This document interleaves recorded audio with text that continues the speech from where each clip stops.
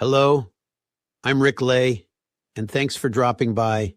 If you're wondering why I'm wearing a tux, it's because I believe my limited series, Gimpy and Dr. B, will be an award-worthy project. It's a heartfelt sports, medical, comedy drama, the type of show that audiences are clamoring to watch. Let me tell you more. Scott Gibson was a superstar high school soccer player, all-state athletic scholarship to an Ivy League school, invited to try out for the U.S. Olympic team. Then he was coerced into kicking for his high school football team when their kicker was injured just before the state championship game. Scott injured his knee during that game, cementing his hatred for football. However, that was 30 years ago. And because of that injury and a botched operation, Scott has suffered with a severe limp ever since. Now, he's a maintenance man at an elite private school with a disheveled, hunched-over appearance and the butt of jokes from many of the privileged students who call him Gimpy. Then he meets Dr. Glenda Bentley, an attractive but difficult world-class orthopedic surgeon at a leading academic teaching hospital and the bones doctor for the Pittsburgh Steelers. She's tending to an injured high school soccer player at her son's school when he covers her up with his maintenance jacket.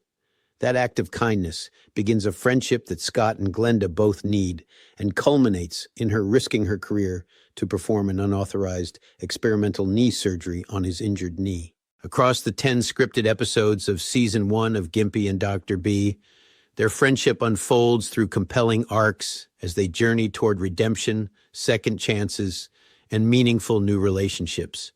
A strong supporting cast introduces fresh, meaningful subplots, keeping fans engaged throughout Season 1 and beyond. So why is this series not only binge-worthy, but awards-worthy? Largo.ai is a Swiss-based firm that analyzes film and TV projects. They obtain data directly from Netflix, Amazon, and HBO to compare films and project both audience and financial performance in the marketplace. Largo believes that Gimpy and Dr. B compares favorably, very favorably, to the hit limited series Ted Lasso. Let me explain. Largo's demographic analysis indicates that slightly more men are expected to be attracted to the show due to its sports theme. However, a strong female lead, a woman doctor, will also attract women. Likewise, the audience from teenagers to seniors will enjoy the show. Two critical elements of any streaming project are attracting a massive audience and ensuring it's financially viable. As you can see, according to Largo, Gimpy and Dr. B is expected to attract tens of millions of viewers during the peak month for the 10 episodes of Season 1. Additionally, the fair value or financial benefit for the leading streamers in the first year is projected to be in the hundreds of millions of dollars. These values are for the U.S. market and only a handful of foreign markets, so they're likely conservative. Also, HBO isn't available in all markets, which is why its numbers skew lower. Personally, I had never watched or subscribed to Apple TV, yet several years ago, I kept hearing about this show, Ted Lasso. I finally subscribed and watched it several times over the past few years, along with other shows on Apple TV.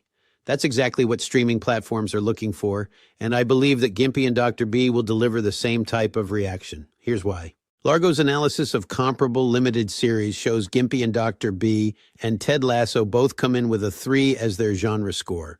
However, Ted Lasso has an emotion tone of 3, while Gimpy and Dr. B has an 8. Gimpy and Dr. B also scores 2 points higher in emotional intensity. That's exactly what hooks the audience into binge watching one episode after the next and one season into the next.